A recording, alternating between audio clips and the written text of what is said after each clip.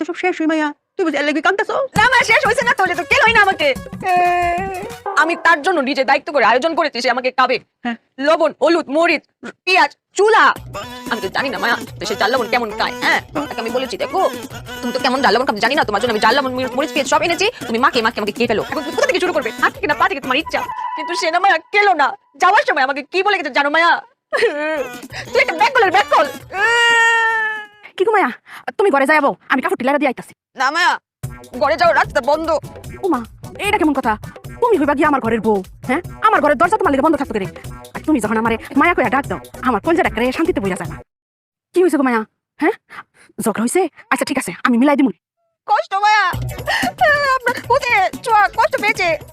সব দোষ তাই না, সব দোষ তোমার মানে?